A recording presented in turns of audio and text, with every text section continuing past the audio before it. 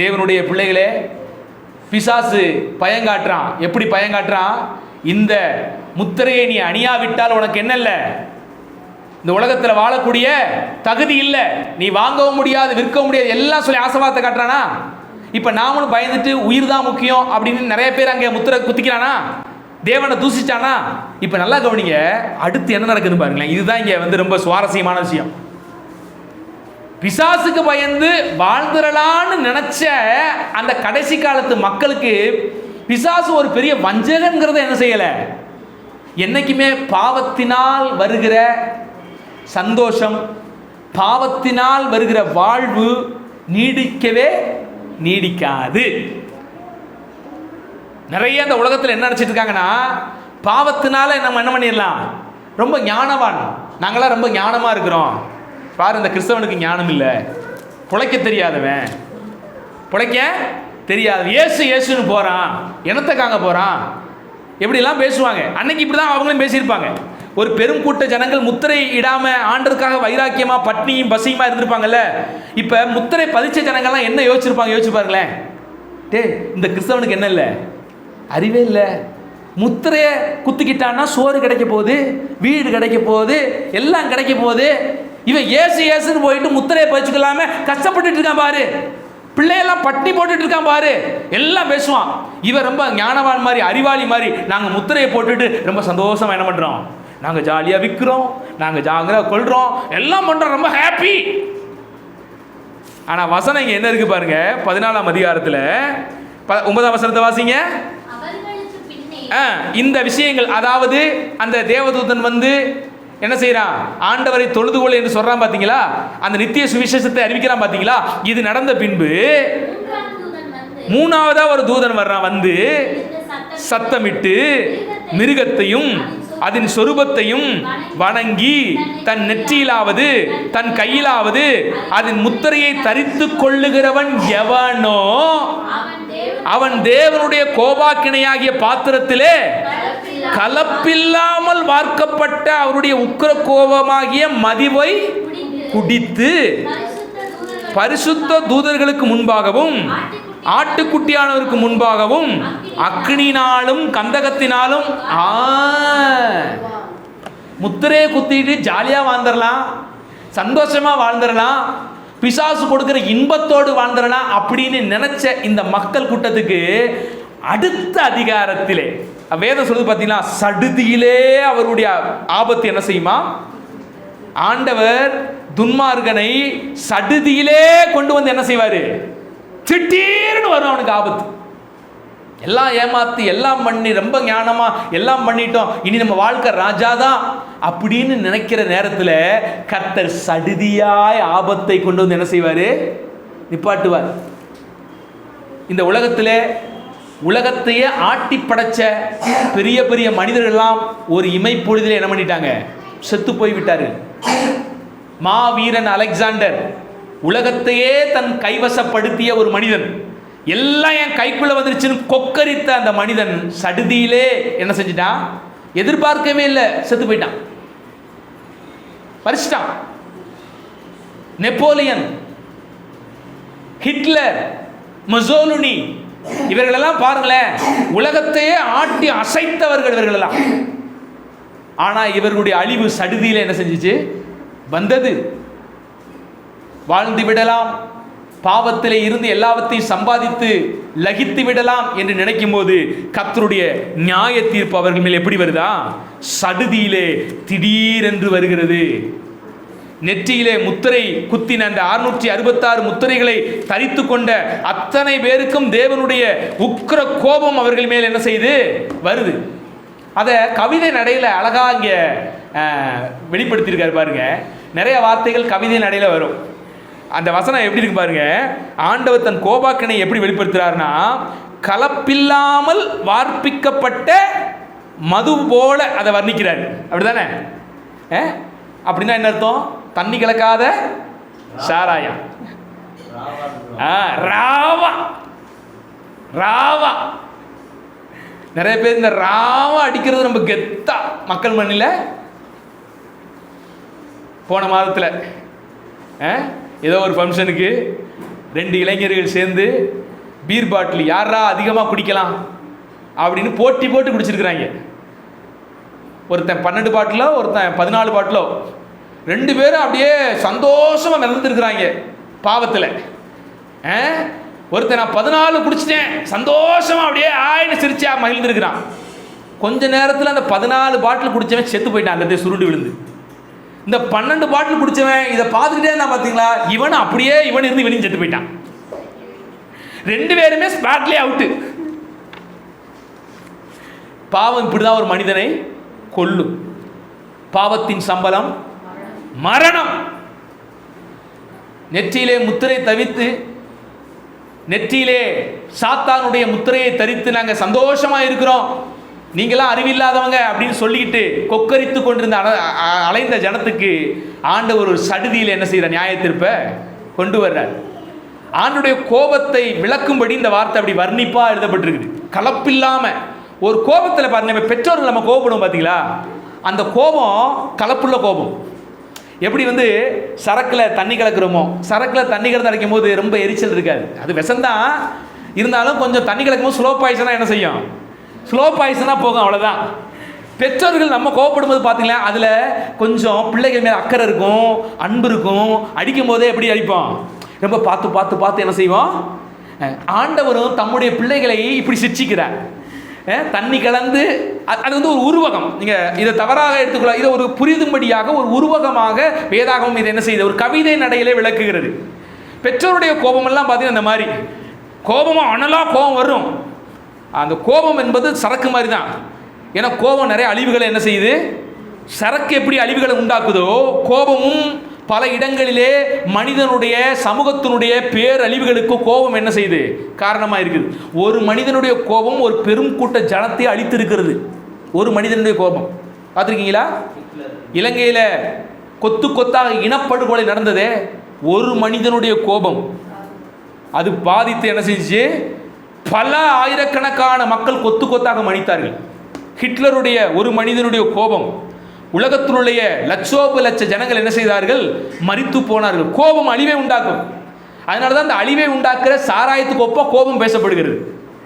அப்ப ஆண்டவராக இருந்தாலும் நம்ம பிள்ளைகள் மேல் நாம் செலுத்துகிற கோபமாக இருந்தாலும் அது அழிவை கொண்டு வருகிற விஷயமாக தான் அதை கலந்து ஆண்டவர் என்ன செய்யறாரு, கொஞ்சம் இரக்கமாக கொஞ்சம் கிருபையாக கோபப்படுறாரு நம்ம மேல எல்லாம்.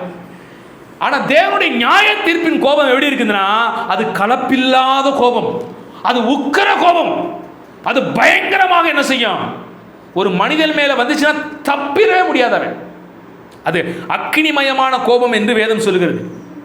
இதை குறித்து ஏசாயா 66 அதிகாரம் 24 வசனம் ஒரு எடுத்து வாசிக்கலாம். அந்த கோபத்தில் அந்த அக்கினி, அந்த காரியங்கள் எப்படி இருக்குமா, அந்த நரகம் எப்படி இருக்கும் என்பதை ஏசாயாவில் பழைய ஏற்பாட்டிலேயே இது உருவகமாக விளக்கப்பட்டிருக்கிறது.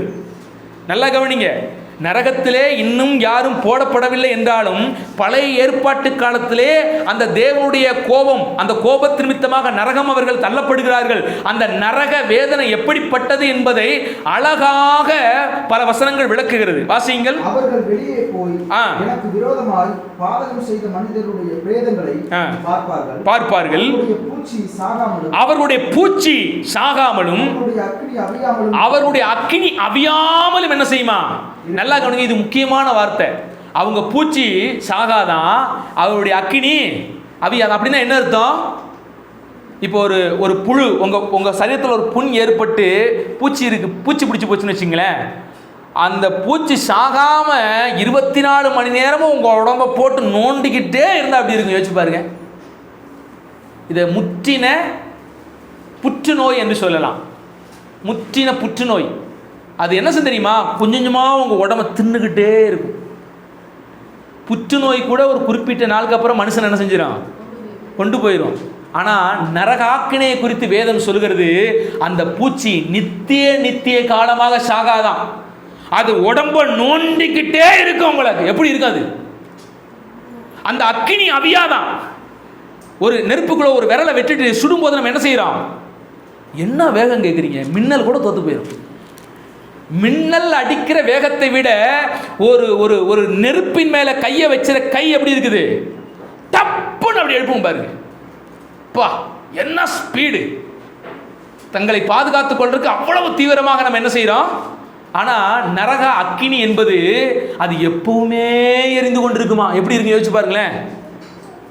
நீங்களும் சாக மாட்டீங்க, நெருப்பும் அதை அவிக்காம என்ன செய்யுது, நீங்களும் சாக மாட்டீங்க, நெருப்பும் உங்க மேல பற்றி எறிவதை அணைத்துக் கொள்ளாது. அது எப்படிப்பட்ட வேதனையை, ரண வேதனையை கொடுக்கும் என்பதை புரிந்து கொள்ளும். நரகம் மிக கொடூரமானது என்பதை பழைய ஏற்பாட்டு வசனங்களே பல வசனங்கள் விளக்குகிறது. எரேமியாவின் புத்தகத்திலே 17ஆம் அதிகாரத்தில் 27வது வசனமும் அழகாக விளக்குகிறது. அங்கே அணையாத நெருப்பு இருக்குமா, அங்கே நெருப்பு தகித்து கொண்டே இருக்கும், அது மனிதன் மேலே பற்றி எரிந்து வேதனை கொடுத்து கொண்டே இருக்கும், ஆனால் அது அணையவே அணையாது. எப்படி கர்த்தருடைய பிள்ளைகளை நித்திய கிருபையால் தேவன் தூக்கி எடுக்கிறாரோ, பாவத்திலே நிலைத்திருக்கிற ஜனத்தை, அக்கிரமத்திலே நிலைத்திருக்கிற ஜனத்தை நித்தியமான அக்கினினால் ஆண்டவர் என்ன செய்ய போகிறார், வாட்டி வதைக்க போகிறார். இதை குறித்தான் ஆண்டவராக இயேசு கிறிஸ்து மத்தேயு 8ஆம் அதிகாரத்திலே 12வது வசனத்தில் சொல்லும் போதும் அங்கே அழுகையும் பற்கடிப்பும் உண்டாயிருக்கும் என்று பேசுகிறார். நரகத்தில் 24 மணி நேரம் எப்படி இருக்குமா, 24 மணி நேரம் அழுக. நீ யோசிச்சு பாருங்க, ஒரு நாளில் நீங்க ஒரு 5 மணி நேரம் அழுதாலே உங்க உடம்பு என்ன ஆயிரும், ரொம்ப வீக் ஆயிரும், மூஞ்சியெல்லாம் வீங்கிரும், உடம்பெல்லாம் ரணமாயிரும். பற்கடிப்புனா என்ன அர்த்தம், ஒரு காலில் ஒரு முள்ளு குத்தும் போது ஃபஸ்ட்டு என்ன ரியாக்ட் பண்ணுமா, பல்ல தான் கடிப்பீங்க நீங்கள். ஏன்னா வலியை தாங்கிக் கொள்வதற்காக அந்த பல்ல என்ன செய்வோம், பார்த்துருக்கீங்களா? இப்போ தான் அந்த அனிஸ்தீசியா என்கிற மருந்தெல்லாம் நமக்கு வந்திருக்குது. ஒரு காலத்தில் 18ஆம் நூற்றாண்டுக்கு முன்பாகலாம் ஆப்ரேஷன் செய்வதற்கு என்ன செய்வாங்க தெரியுமா, என்ன பண்ணுவாங்க தெரியுமா, பல்லுக்கு இடையில ஒரு கட்டையை கொடுத்துருவான். பல்லுக்கு இடையில என்ன செய்வான், அப்படி ஒரு கட்டையை கவா கொடுத்துருவான். கடிச்சிக்கிறணும், அந்த பல்லை வச்சு அந்த கட்டையை கடிக்கணும், வச்சு அப்படியே போட்டு அறுப்பான் பச்சையா. எந்த ஆப்ரேஷனாக இருந்தாலும் அப்படிதான் அன்னைக்கு நடந்துச்சு. முக்கியமான சில ஆப்ரேஷன், அந்த சீலை எடுக்கணும், அந்த கட்டி அகற்றணும், உள்ள அதை ரணப்படுத்திக்கிட்டு இருக்குது அப்படின்னா அங்கே அப்போ அறுவை சிகிச்சை பண்ணும்போது அங்கே அனிஸ்தீசியா மயக்க மருந்தெல்லாம் போட்டு செய்யறதுக்கெல்லாம் காரியங்கள் கிடையாது, அன்னைக்கு கண்டுபிடிப்புகள் கிடையாது. அப்போ என்ன செய்வாங்க தெரியுமா, வாயில் ஒரு கட்டையை கவ்வ கொடுத்துட்டு கரன்னு அறுத்து ஆப்ரேஷன் பண்ணுவாங்க. அப்போ அழுகையும் பற்கடிப்புங்கும் போது, அந்த பற்கடிப்புனா என்ன தெரியுமா, அந்த வலி வேதனை. ஆப்ரேஷன் பண்ணுறதுக்கு அதிகபட்சமாக ஒரு அரை மணி நேரம் ஆகும். அந்த வலியையே அப்போ மனுஷனால் தாங்க முடியாது. நிறைய பேர் ஆப்ரேஷன் பண்ணும்போது என்ன பண்ணியிருக்கிறான், வலி தாங்க முடியாமல் செத்து போயிருக்கிறான். பொழைச்சவன் பாதி பேர் தான், செத்தவன் பாதி பேர் இருப்பான். அப்போ ஆனால் நித்தியமாக அந்த பற்கடிப்பு இருக்குங்கும் போது எப்படி இருக்குன்னு வச்சு பாருங்களேன். அங்கே அழுகையும் பற்கடிப்பும் இருக்குமா. நரகம் என்பது பயங்கரமான ஒரு இடம், அதை வார்த்தையால் கூட வர்ணிக்க முடியாது. ஓரளவுக்கு இங்கே வர்ணிச்சிருக்காங்க, அவ்வளோதான். நான் இங்கே வாசிக்கிறேன் பார்த்தீங்களா, அங்கே பூச்சி என்ன செய்யாது, சாகாது, அங்கே நெருப்பு அவியாது, அங்கே அழுகை இருக்கும், அங்கே பற்கடிப்பு இருக்கும், வேதனை இருக்கும். இதெல்லாம் ஏதோ ஓரளவுக்கு சொல்லப்பட்டிருக்குது. ஆனால் இதை விட பயங்கரமானது என்னது, நரக ஆக்கினியினுடைய வேதனை. அதாவது என்ன விஷயம், சில விஷயங்களை நம்ம வார்த்தையால் வர்ணிக்க முடியாது. சிலருக்கு சொல்லுவாங்க பார்த்தீங்களா, நம்ம சொல்லினால சில விஷயங்களை வர்ணிக்கவே முடியாது. இப்போ உலகத்திலேயே ருசிகரமான ஒரு கனி, அந்த கனியை ஒருத்தருக்கு அந்த கனி எப்படிப்பட்டதுன்னு நீங்கள் சொல்லி காட்டணும். எப்படி சொல்லி காட்டுவீங்க? ஒரு லெவலுக்கு சொல்லி காட்டலாம். நான் இதை இன்னும் கொஞ்சம் டீப்பாக உங்களுக்கு பைபிள் வச்சே சொல்லி தரேனே. அதிகபட்சமாக சொல்லலாம். எப்படி சொல்லி தரலாம், அது பார்வைக்கு இன்பமும் புசிப்புக்கு ஏற்றதும். எடுத்துக்கோ, அதீத ருசியுள்ள ஒரு பதார்த்தத்தை சொல்லி காட்டலாம். இப்படி வார்த்தையினால் என்ன செய்யலாம், சொல்லும்போது ரொம்ப நல்லா இருக்குல்ல. அந்த கனியை புசிச்சதுக்கு அப்புறம் தான் உண்மையிலேயே ஆதாமுக்கும் ஏவாளுக்கும் அந்த கனி எப்பேற்பட்ட கனிங்கிறது புரிஞ்சிருக்கும். வார்த்தையை சொல்லும் போது கூட அந்த அளவுக்கு வீரியம் இணைஞ்சிருக்காது, தெரிஞ்சிருக்காது. உண்மையிலேயே சொல்லப்போனா, ஐயா அந்த நெருப்பு சுடும், ஒரு குழந்தை கேட்குது, நம்ம சொல்லி கொடுக்குறோம், அந்த நெருப்பு சுடும், அந்த நெருப்பு சுட்டா என்ன ஆகும், சுட்டா அப்படியே வலி துடிக்கும், அப்படியே அது கருகி போயிடும், அப்படியே அது ஊற்றும், இதெல்லாம் சொல்லலாம். ஆனால் உண்மையிலேயே அந்த சொல்லை விட மிஞ்சின ஒரு புரிதல் எப்போ வரும்னு கேட்டிங்கன்னா, அதை தொட்டு பார்க்கும்போது தான் என்ன செய்யும், தொட்டியா வலிச்சிட்டா, இது மாதிரி தான் வலிக்கும். சில விஷயங்கள் வார்த்தையினால் என்ன செய்ய முடியாது, பூரணமாக அதை விளக்கிவிட முடியாது. அதை நம்ம உணர்ந்து பார்த்தாதான், தொட்டு பார்த்தாதான் அதனுடைய விஷயங்கள் நமக்கு என்ன செய்யும், அதனுடைய ஆழங்கள் நமக்கு புரியும். அதனால வரைக்கும் புரியாது. அன்பு மரணத்தை காட்டி வழியதான். அந்த அன்பை உணர்றதுக்கு என்ன செய்யணும்? அந்த இடம் வரும்போது தான் அந்த அன்பை உணர முடியும். நிறைய பேருக்கு இந்த அன்பின் ஆழம் புரியாது. சில நேரங்களில் வாழ்க்கையின் ஓட்டத்தில் தான் அந்த அன்பின் ஆழம் என்ன செய்யும்? புரியும். மனைவி இருக்கிற வரைக்கும் மனைவியினுடைய அன்பு புரியாது. மனைவி இல்லாத ஒரு சூழ்நிலை வரும்போது தான் அந்த மனைவியினுடைய அருமை கணவனுக்கு என்ன செய்யும்? அதனால் வரைக்கும் அவர் ஆச்சு பூச்சி தாண்டா நான் தான் டாப்பா டாப்பான்னு தூய்ப்பார். பிள்ளைகள் இருக்கிற வரைக்கும் தான் பிள்ளையினுடைய அருமை தெரியும். பிள்ளைகளை இழந்த பெற்றார்கிட்ட போய் கேட்டால் தான் அந்த வழி என்னன்னு தெரியும். அதனால் வரைக்கும் பிள்ளைகளை அசால்ட்டாக நினைப்போம். தின்னுச்சா கொண்டுச்சான்னு கூட நிறைய பெற்றோர்கள் பார்க்குறதில்ல, செல்ஃபோன்லேயே மூழ்கிறது. ஆனால் பிள்ளைகள் இல்லாத போது தான் அதனுடைய அருமை என்ன செய்யும்? அநேக நல்ல விஷயமானாலும் கெட்ட விஷயமானாலும் அதற்குள்ளாக ஊடுருவி பார்க்கும்போது தான் அதனுடைய வேதனை புரியும். அதுபோல நரகத்தின் வேதனையை நம்மால் என்ன செய்ய முடியாது? அது மாதிரி பரலோகத்தின் இன்பத்தையும் நம்மால் என்ன செய்ய முடியாது? பரலோகத்தின் இன்பத்தை குறித்தும் வேதாகமம் சில புரிதலை வார்த்தையினால கவிதையினால நமக்கு என்ன செய்யுது? சொல்லுது. உண்மைதான். பரலோகத்தில் எப்படி இருக்குமா? பரலோக மகிழ்ச்சியை குறித்து, பரலோக சந்தோஷத்தை குறித்து வேதம் சில விஷயங்களை விளக்குகிறது. பரலோகத்தில் என்ன இல்லை? உயர்வும் இல்லை, அங்கு தாழ்வும் இல்லை, ஏழை இல்லை, பணக்காரர் இல்லை, எல்லாம் நிறைய வாசிக்கிறோம். அங்கே மரணம் இல்லை, அது இல்லை, இது இல்லை, இதெல்லாம் ஒரு வர்ணிப்பா ஒரு வார்த்தையில் சொல்கிறோம். ஆனால் நான் ஒன்று சொல்கிறேன், நம்ம சிந்தனைக்கே எட்டக்கூடாத ஒரு மகிழ்ச்சி நிறைந்த, சமாதானம் நிறைந்த ஒரு இடம் தான் என்னது? பரலோகம். அது வார்த்தையினால் வர்ணிக்கவே முடியாது. அதை அனுபவிச்சா மட்டும்தான் தெரியும். ஓரளவுக்கு நம்ம புரிஞ்சு கொண்டக்காண்டி பைபிள் பரலோகத்தினுடைய மகிழ்ச்சி எப்படி இருக்கும் என்பதை வேதம் சில சொற்களை கொண்டு நமக்கு புரிய வைக்கிறது, அவ்வளவுதானே ஒழிய. ஆனால் முழுமையான புரிதலை வார்த்தையினால் என்ன செய்ய முடியாது? கொண்டு வர முடியாது. அதை பெற்றால் தான் முடியும். அதுபோல நரகத்தின் வேதனையையும் வார்த்தையால் என்ன செய்ய முடியாது? சொல்லிவிடவே முடியாது. சில சொற்கள் இங்கே பதிவிடப்பட்டுள்ளது. அந்த சொற்கள் போதாது என்றே நான் சொல்லுவேன். அநேக ஜனங்கள் அந்த வேதனையுள்ள இடத்திற்கு அறியாமல் சென்று கொண்டிருக்கிறார்கள். சாத்தானுடைய நயவஞ்சகத்துக்கு, சாத்தானுடைய பொய்யை நம்பி, ஞானத்தை, தங்களுடைய சுய ஞானத்தை நம்பி என்ன செய்யறாங்க? அதுக்குள்ள வாழ போறாங்க. ஆனா சடுதியிலே அவர்களுக்கு என்ன வருது? 17ஆம் அதிகாரத்திலே பார்க்கிறோம். அவங்களுக்கு என்ன வருது? மிகப்பெரிய ஆபத்து. இன்னும் அந்த நரகத்தின் வேதனையை வர்ணிக்கிற ஒரு வார்த்தை பாருங்க. 11ஆம் வசனம் வாசிங்க. அவர்களுடைய வாதையின் புகை சதா காலங்களிலும், நல்ல கவனி, கொஞ்ச நாள் இல்லை ஐயா, அந்த எரிகிற அந்த நெருப்பினுடைய புகை நித்திய காலமாக என்ன செய்யுமா?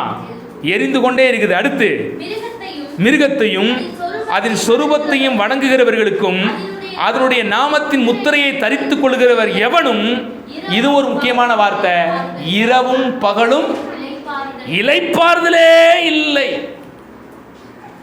ஒரு 2 வாரம் கவர்மெண்ட் மருத்துவமனையில் அறுவை சிகிச்சை வார்டில் இருந்தேன். என்னால் அதையே என்ன பண்ண முடியல. எனக்கு அவ்வப்போது இந்த நரகத்தின் சத்தம் தான் என் காதில் கேட்டுச்சு. பலர் வேதனையோடு கை ஒடிஞ்சு, கால் ஒடிஞ்சு, கண் குருடா போய், சிலருக்கெல்லாம் காலில் பொத்து வடிஞ்சு, சுகர் பேஷண்ட்டு ராத்திரி எல்லாம் கத்துவான், ஐயோ வலிக்குது, ஐயோ டாக்டர் வலிக்குதுன்னு. யோசிச்சு பாருங்களேன், அப்படியே தலையெல்லாம் வெடிச்சு போகிற மாதிரி ஆயிடுச்சு எனக்கெல்லாம். அதன் மத்தியில் கத்திற்காக நான் ஊழியம் செஞ்சேன். பகலெல்லாம் போய் அவங்களுக்கு இவங்களும் சுவிசேஷம் சொன்னேன். ராத்திரியில் படுத்து கிடக்கும் போது தான் தெரியுது. ஏன்னா ராத்திரியில் போய் அவங்களுக்கு நான் சந்தித்து சொல்ல வேண்டியதில்லை, அந்த இதெல்லாம் கிடையாது. அந்த ராத்திரியில் பார்த்தோன்னா எல்லாம் அமைதியாகிடுவான் பாருங்க. அந்த அமைதியான நேரத்தில் அந்த ரண வேதனை கொண்ட சிலர் அந்த படுக்கையில் இருந்து கொண்டு ஐயோ ஐயோ என்று கதறுகிற அந்த சத்தத்தை என்னால் சகிக்கவே முடியலை. ஐயா, அந்த சத்தத்தையே என்னால் சகிக்க முடியலையே. அந்த வேதனை அடைந்து கொண்டிருக்க அந்த மனிதனுடைய வலி எப்படி இருக்குன்னு யோசிச்சு பாருங்களேன். என்னாலே அதை பார்க்க முடியல. அந்த வேதனையில இருக்கிற மனிதனுடைய வலி எப்படி இருக்கு யோசிச்சு பாருங்க. நரகம் அப்படிப்பட்ட வேதனையை கொடுக்கக்கூடிய ஒன்று. வசனம் சொல்லுகிறது, இரவும் பகலும் அவருடைய வேதனை என்ன செய்யாதான்? நிற்கவே நிற்காது. அவர்களுக்கு இளைப்பாறுதலே இருக்காது. கொஞ்சம் கூட இளைப்பாறுதல் இருக்காது. நம்ம வாழ்க்கையின் ஓட்டத்தில் சில நேரத்தில் இளைப்பாறுதல் நமக்கு கிடைக்கிறது, அப்படிதானே? மூச்சு விடுறக்காது சில கேப்பு நமக்கு கிடைக்குது, கொஞ்சம் ஆசுவாசப்படுத்திக்கிட்டு. பிரதர் சொல்லும்போது சொன்னார், வாரத்தில் ஒரு 2 நாள் மூச்சு விடுற மாதிரி கொஞ்சம் சந்தோஷமாக படுக்கிறேன் பிரதர். மற்ற நாளாக நான் படுற கஷ்டம் பெரிய கஷ்டம். அந்த வாரத்தில் 2 நாள் கொஞ்சம் நிம்மதியாக தூங்குறேன், கொஞ்சம் மூச்சு விடுறதுக்கு ஒரு வாய்ப்பு எனக்கு இருக்குது அப்படின்னு அவருடைய பிரச்சனைக்கு மத்தியில் அதை சொல்கிறாரு. ஆனால் நரகத்தின் வேதனை எப்படி இருக்குன்னு தெரியுமா? இரவும் பகலுமே இளைப்பாறுதல் இல்லாத ஒரு வேதனை நிறைந்த இடம் தான் நரகம். அதனால தான் நம்ம ஓடி ஓடி முடிஞ்ச அளவுக்கு நம்ம வாழ்நாட்களிலே பலரை நீதிமான்களாக்கணும், பலரை ரட்சிப்புக்குள்ள நடத்தணும், பலருக்கு சத்தியத்தை சொல்லணும், சுவிசேஷம் சொல்லணும். ஏதாவது ஒரு ரீதியில் கர்த்தருடைய வார்த்தை அவர்களுக்கு கொண்டு போய் சேர்த்து கொண்டே இருக்கணும். சில நேரங்களில் இந்த ரணம் பட்ட மனிதர்களுக்கு கட்டு போடும்போது கட்டு போகிற நம்மளே என்ன செய்வான்? அடிப்பான், வலி தாங்க முடியாம, தெரியுமா? அந்த மாதிரி நம்ம ஆண்டவருடைய அன்பின் சுவிசேஷத்தை, நரக ஆக்கினையிலிருந்து அவர்களை விடுதலையாக்கும் இந்த நித்திய சுவிசேஷத்தை சொல்லும் போது நம்ம இந்த உலகம் பகைக்கத்தான் செய்கிறது. நாம் அவங்களுக்கு கட்டு போட போறோம் அப்படிங்கிறது அவங்களுக்கு என்ன பண்ணல, தெரியல. இந்த நரக ஆக்கினையிலிருந்து அவர்கள் விடுதலையாக்குகிறது இந்த நற்செய்தி தான், இந்த கிறிஸ்து தான் என்பது அவருக்கு புரியல தான். நம்மளை காயப்படுத்த விரும்புறாங்க தான். ஆனா நமக்கு தான் அது தெரியும் அந்த வேதனை எவ்வளவு வலியது என்பதை, அந்த புரியக்கூடிய ஆற்றலை ஆவியிலே தேவன் தந்தபடினால முடிஞ்ச அளவுக்கு நீங்க சுவிசேஷத்தை மற்றவங்களுக்கு கடத்த என்ன செஞ்சிடாதீங்க, மறந்துடாதீங்க. நீங்க வேலை செய்கிற இடத்துல, நீங்க படிக்கிற இடத்துல, நீங்க இருக்கிற அந்த காம்பவுண்டுக்குள்ள நீங்க தான் என்ன செய்யணும்? கர்த்தருடைய வாசனை வீசணும். அந்த இடத்துல கர்த்தருடைய வாசனையாய் நீங்க இருக்கணும், ஜீவ வாசனையாக நீங்க இருக்கணும். பைபிள் இப்படி தான் சொல்லுது. ரட்சிக்கப்பட்டவர்களுக்குள்ளே சுவிசேஷம் ஜீவ வாசனையாக இருக்கிறதா, கெட்டு போகிறவர்களுக்குள்ளே அது மரண வாசனையாக இருக்கிறதா. ஸோ மரண வாசனை அவர்கள் பற்றி கொள்ளாதபடி ஜீவ வாசனையாகிய நாம் என்ன செய்யணும்? ஜீவனாகிய சுவிசேஷத்தை அவர்களுக்குள்ள கொண்டு போய் சேர்க்கணும்.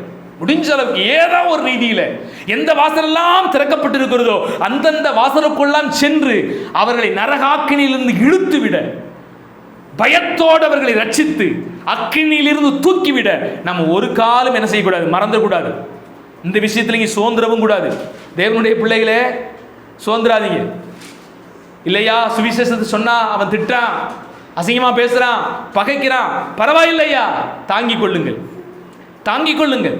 அதன் மத்தியிலையும் நான் செய்யறது என்னன்னு மட்டும் புரிஞ்சுக்கங்க. நீங்க செய்யறது வைத்தியம், நீங்க தான் அந்த உலகத்துக்கு மருந்து. அல்லேலூயா, நீங்க தான் யாரு? மருந்து. அதனாலதான் அப்பயே ஆண்டவர் உங்களை குறித்து சொல்லிட்டு போயிட்டாரு, நீங்க தான் வெளிச்சத்தின் பிள்ளைகள், வெளிச்சத்தின் பிள்ளைகளாய் நடந்து கொள்ளுங்கள். நீங்க தான் உலகத்திற்கு உப்பு, நீங்க தான் மலை மேல் உள்ள பட்டணம். உங்களை நினைச்சு ஆண்டவர் அப்பயே சொல்லிட்டு போயிட்டாரு. இருட்டா கிடக்கிற இந்த நாட்டுக்கு நீங்க தான் ஏன் வெளிச்சம் கொடுக்கணும்? அவங்கள நரகத்திலிருந்து காப்பாற்றணும், இருட்டுக்குள்ள இருந்து காப்பாற்றணும், வேதனையிலிருந்து காப்பாற்றணும். உங்களை தான் கர்த்தர் இந்த நாட்களிலே வச்சிருக்கிறார், மறந்துடாதீங்க. நீங்க அறிவிக்கணும். ஸோ இந்த 14ஆம் அதிகாரத்தில் நாம் பார்க்கிறோம் நரகத்தின் வேதனை எவ்வளவு கொடியது என்பதை நாம் என்ன செய்கிறோம்? இங்கே சிந்திக்கிறோம். இறுதியாக ஒரே ஒரு விஷயத்தை நாம் சிந்தித்து விட்டு இன்னைக்கு நம்ம முடிக்கலாம். அடுத்த வசனம் 12ஆம் வசனத்தை வாசிங்க. தேவனுடைய கற்பனைகளையும் இயேசுவின் மேலுள்ள விசுவாசத்தையும் காத்து கொள்ளுகிறவர்களாகிய பரிசுத்த, நல்ல கவனிங்க, எத்தனை விஷயத்தை காத்துக்கொள்றாங்க?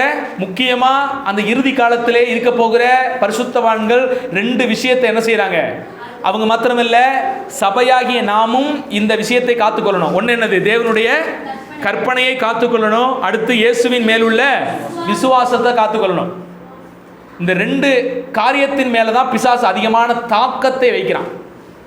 அவருடைய மெயின் டார்கெட் என்ன தெரியுமா? நம்பர் 1, தேவனுடைய கற்பனைகளின்படி நீங்க வாழாதபடி உங்களை தடை செய்வது. நம்பர் 2, ஆண்டவரை விசுவாசிக்காதபடி வேறொன்றின் மேலே உங்கள் விசுவாசத்தை கொண்டு போவது. இந்த 2 தான் சாத்தானுடைய மிகப்பெரிய தந்திரம், புரிஞ்சுக்கங்க.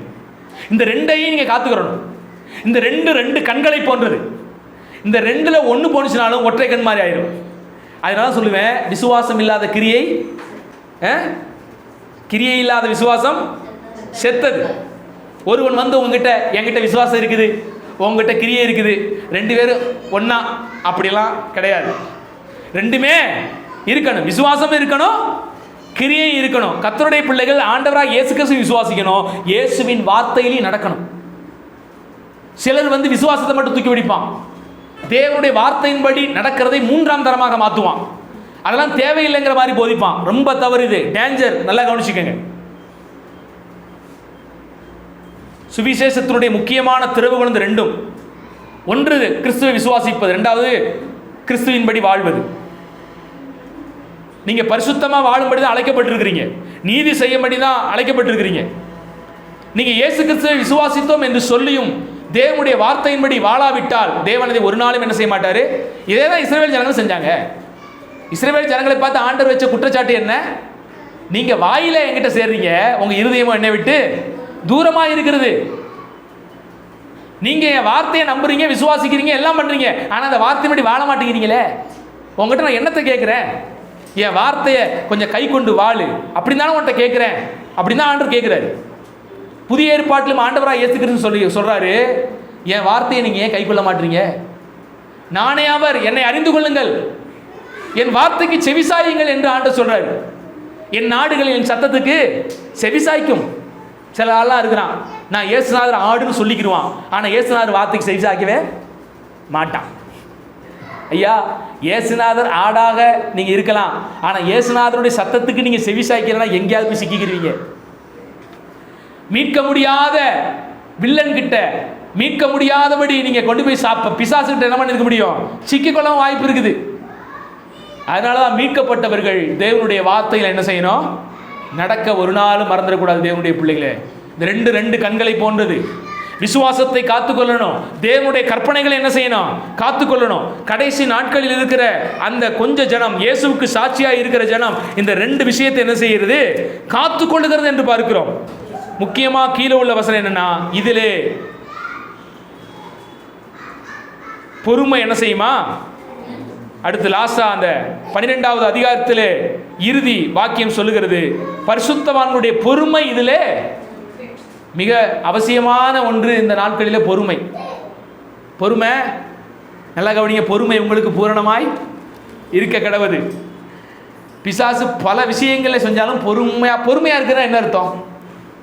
அமைதியா இருக்கிறதா?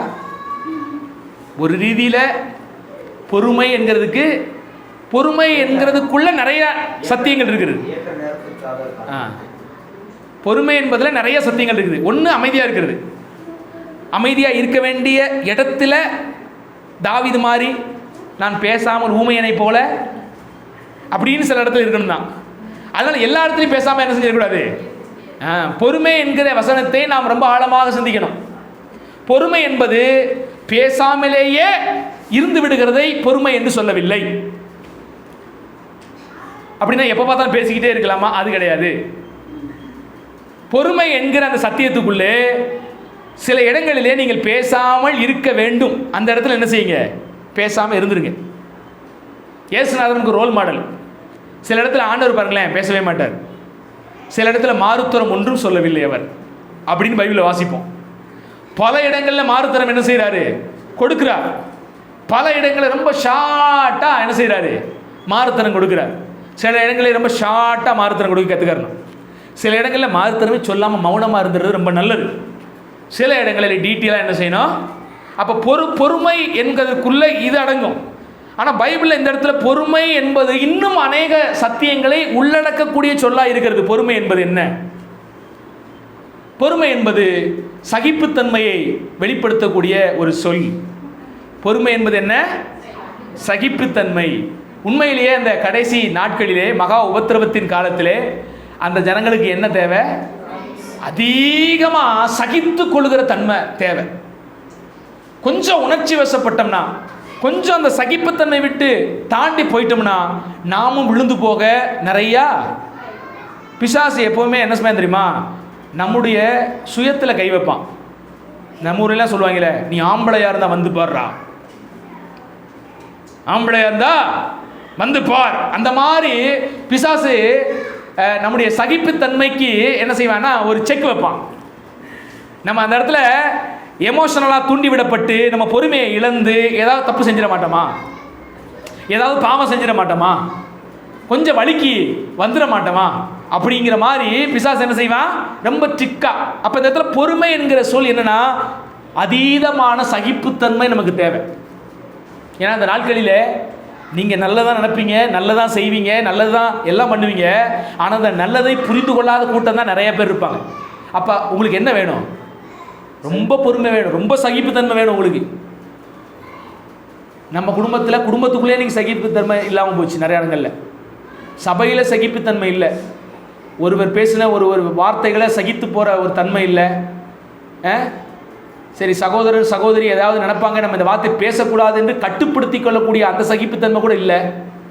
எதையாவது ஒன்று பேசி காயப்படுத்தி விட்டுறது, அப்புறம் அவங்க திருப்பி காயப்படுத்தும் போது வேதனையில் இருக்கிறது.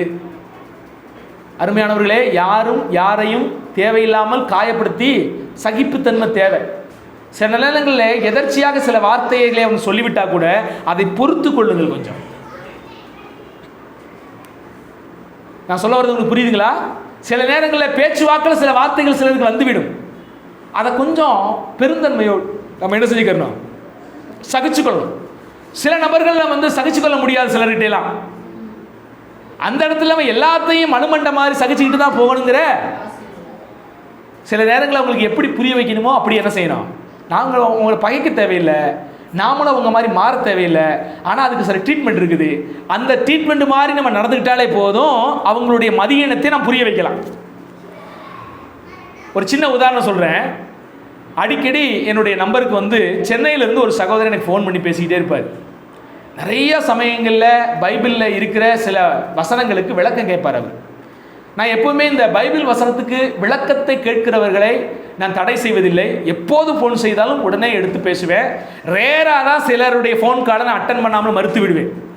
ஏன்னா அது இருக்கணும். அதுக்காண்டி யார் ஃபோன் பண்ணாலும் எடுத்து என் நேரத்தை கண்ணா பின்னான்னு செலவிட நான் விரும்பவில்லை. பல பேர் ஃபோன் பண்ணி ஏன் ஃபோன் பண்ணால் எதுக்கு ஃபோன் பண்ணான்னு தெரியாது, பேசிக்கிட்டே இருப்பேன் மணிக்கணக்கா. நான் செய்ய வேண்டிய நல்ல வேலைகளையும் அதனால் தடைபடும். அந்த மாதிரி சிலருடைய ஃபோன் காலை நான் அட்டன் செய்யாமல் விட்டுருவேன். ஆனால் அதிகமாக வசனத்தில் கேட்குறவங்களுக்கு, வசன விளக்கத்தை கேட்குறவங்களுக்கு நான் நிறைய இடம் கொடுப்பேன். அப்போ அந்த மனிதர் ஆர்வமாக என்னிடத்தில் பல நாட்கள், கிட்டத்தட்ட ஒரு வருட காலமாக அடிக்கடி என்னிடத்தில் ஃபோன் பண்ணி பேசுவார். நானும் அவரிடத்தில் மணிக்கணக்காக கூட இருந்து பொறுமையாக அவர் பேசுகிற விஷயங்களுக்கெல்லாம் ஃபோன் பண்ணி பேசுவேன். சமீபத்தில் அவர் பேச்சிலே எனக்கு சின்ன மாற்றங்கள் தென்பட்டது. இறுதியாக அவர் என்னிடத்தில் எந்த நோக்கத்தோடு ஃபோன் செய்கிறார் என்பதை என்னால் புரிந்து கொள்ள முடிந்தது. அவருடைய தவறை நான் சுட்டிக்காட்ட வேண்டும் என்று நான் விரும்பினேன். இப்போ அவர் ஃபோன் செய்யும்போது நான் எடுக்கவே இல்லை அந்த ஃபோனை. ஏன்னா ஒரு ஊழியக்காரர்கிட்ட வரும்போது எப்படி பேசணும்னு முதல்ல என்ன செய்யணும், என்ன வேணாலும் பேசிடலாம் அப்படின்னு நம்ம என்ன செய்யக்கூடாது, வரக்கூடாது. முதல்ல புரிஞ்சுக்கிறேன், என்ன ஏதுன்னு புரிஞ்சுக்கிறேன். பயபக்தியோடு ஒரு தேவனுடைய மனிதனிடத்தில் பேசும்போது என்ன செய்யணும், நான் சொல்றேன்னா ஊழியக்காரங்களை வைக்க வேண்டிய இடத்துல என்ன செய்யணும், சிலவன் வைக்கிறதுக்கு மிஞ்சி வைக்கிறான், அது ஒரு கேஸு. வைக்கிறதுக்கு மிஞ்சி ஓவரா தலையில் தூக்கி வச்சுக்கிறது. சில ஆசாமியெல்லாம் ஊழியக்காரனா செருப்பு மாதிரி மதிக்கிறது, கீழே போட்டு செருப்பு மாதிரி என்ன செய்யறது பார்க்கறது. ரெண்டுமே பாவம், மறந்துடக்கூடாது. ஒரு ஊழியக்காரனா மதிக்க கற்றுக்கணும். உங்களுக்காக பிரயாசப்படுறவன், ஜெபிக்கிறவன், உயிரை கொடுத்து கர்த்தருடைய வார்த்தை உங்களுக்கு போதிக்கிறவன், இரவும் பகலுமா உட்காந்து தியானித்து தூக்கம் இல்லாமல் கொள்ளாமல், எனக்கெல்லாம் ஒவ்வொரு நாளும் 4 மணி நேரம் தான் தூக்கம். 1 மணி ஆகுது நான் எப்பவும் படுக்கிறேன். இரவெல்லாம் தியானம், பகல் முழுவதும் வேலை. தேவனுடைய கிருபையில் ஆப்ரேஷன் முடிந்ததுக்கு அப்புறமும் இந்த 2 வாரமாக வேலை செய்ய தேவன் பலன் தந்திருக்கிறார். இந்த 2 வாரமாக போய் வேலை செய்கிறேன். அவ்வப்போது சின்ன சின்ன குத்தல்கள் இருந்தாலும் கூட என்ன செய்யறது, மாதக்கணக்காக வீட்டில் கிடக்க முடியாதுல்ல, வேலை செய்யணும் இல்லை, மற்ற காரியத்தெல்லாம் செயல்படுத்தணும்ல, வேலைக்கு போகிறேன். அந்த குத்தல் நோண்டலோடு தான் ராத்திரி பகலுமா உட்காந்து வேதத்தை தியானித்து உங்கள்கிட்ட கொண்டு வரேன். சிலலாம் செருப்புக்கு கீழே வச்சு மிதிக்கிறது ஊழியக்காரனா. பார்க்குற பார்வையே பார்த்தீங்கன்னா மதிப்பு கொடுக்காத பார்வை இருக்கக்கூடாது. நீங்கள் ஊழியக்காரர்களை தலைமையில வச்சு கொண்டாடணும்னு நான் சொல்ல வரல, அது தப்பு தான் நம்மன்னு சொல்கிறோம். ஆனால் ஊழியக்காரருக்கு கொடுக்க வேண்டிய மதிப்பை நம்ம என்ன செய்யணும், ஒவ்வொருத்தரும் கொடுக்கணும். சில செல்ஃபோனில் கூட அந்த ஊழியக்காரர்கிட்ட பேசணுங்கிற எண்ணம் இல்லாமல் பேசுறது. அந்த மாதிரி மனிதர்கிட்டலாம் நான் என்ன செய்வேன், சண்டை போடலாம் மாட்டேன். அவங்ககிட்ட ஃபோன் கால் என்ன பண்ணிடுவேன், துண்டிச்சிருவேன். அந்த மனிதர் என்ன நினச்சிட்டாருன்னா, எனக்கு ஏதோ நிறைய வருமானம் வருது, நாம் ஏதோ அவருக்கு ஹெல்ப் பண்ணுவோங்கிற மாதிரி நம்மகிட்ட வர்றாரு. நாம் என்னென்ன கஷ்ட நிலைமையில் இருக்கோம், ஏற்கனவே இந்த 1 வருஷ காலமாக நம்முடைய ஊழிய பயணமெல்லாம் அவர்கிட்ட சொல்லியிருக்கிறேன். தெரிந்து கொண்டே அவருடைய நோக்கம் என்னென்னா, யூடியூப்பில் ஏதோ நமக்கு கொட்டுது, ஏதாவது உதவி செய்வாரா அப்படின்லே வந்திருக்கிறார் போல. அது துணிகரமாக வேறு எங்ககிட்டே வேறு கேட்டு இப்படிலாம் ஊழியக்காரங்க வீட்டுக்குள்ள வருமானம் வருது செய்ய மாட்டேங்கிறான் அப்படிங்கிற மாதிரிலாம் பேசுகிறாரு நிறைய விஷயங்களை. இன்னும் பல வார்த்தைகளை எக்ஸ்ட்ராலாம் பேசினார் அவர். பேசும்போது அவருடைய நோக்கம் சரியில்லை என்பதை புரிந்து கொண்டு நான் அதுலேருந்து அவர்கிட்ட ஃபோன் பண்ணதை எடுக்கிறது இல்லை. அதுக்கப்புறம் சிலர்லாம் இந்த நோக்கத்தோடய வருது நம்மளுக்கு. நான் கூட வசனத்தின் மேலே வாஞ்சையாக வர்றாரு பிரதர், அநேகர் என்னுடைய யூடியூப் சேனலுக்கு, என்னுடைய யூடியூப் சேனலில் நான் நம்பர் போடுறேன், அந்த நம்பருக்கு வந்து அவங்க கஷ்டம் வேலை சொல்லி என்கிட்ட பணம் வாங்கியிருக்கிறாங்க. நான் இருக்கிற கஷ்டத்தில் கூட அவங்களுக்கு பணம் அனுப்பி விட்டுருக்கேன். அப்படி நடந்திருக்குது. வீடு தேடி கூட வந்து கஷ்டங்களை சொல்லி என்கிட்ட பணத்தை வாங்கிட்டு போனவங்களாம் இருக்கிறாங்க தான். அவங்க நல்லவங்களா கெட்டவங்களா, உண்மையிலே அவங்க சொல்கிற ரீசன் உண்மையாக பொய்யெல்லாம் தெரியல. ஆனால் நான் உதவி செஞ்சுருக்கேன் தான். ஆனால் பல சமயங்களில் சில ஒரு விஷயங்கள் தவறு என்று தெரியும் போது நான் அதை என்ன செய்கிறேன், துண்டிக்கிறேன். அதுக்காண்டி எல்லாத்துலேயுமே நம்ம என்ன செய்ய முடியாது, மனுமட்டையாக போயிட்டு இருக்கவும் முடியாது தானே. ஞானம் நமக்கு ரொம்ப அவசியமாக இருக்கிறது. சில நேரங்களில் கர்த்தர் சில இடத்துல பேச வேண்டாம் என்று சொல்லும்போது அவர்களுடைய தவறு அவர்களுக்கு வெளிப்படும்படி நாம் என்ன செய்கிறோம், பேசாமல் நிறுத்தி விடுகிறோம். அவங்ககிட்ட போய் சண்டை போடுறதில்ல, போர்க்களம் பண்ணுறதில்ல. இதுவே உணர்த்தும் அவங்க செஞ்ச தப்பு என்னங்கிறத என்ன செய்வாங்க. சில நேரங்களில் நீங்கள் பேசாமல் விட்டு விடுவதே சிலருக்கு என்ன செய்யும், அவங்க தவறை சுட்டி காட்டிவிடும். அப்போ நமக்கு ஞானம் வேறும். பொறுமை என்கிற விஷயத்திலே அநேக சத்தியங்கள் உள்ளடக்கி இருக்கிறது. முக்கியமாக இப்போ நம்ம 2 பார்த்தோம். என்ன பார்த்தோம்? பொறுமைனா என்ன? பேசாமல் இருப்பது ஒரு வித பொறுமை. 2வது சகித்து போகிறது ஒரு விதமான பொறுமை.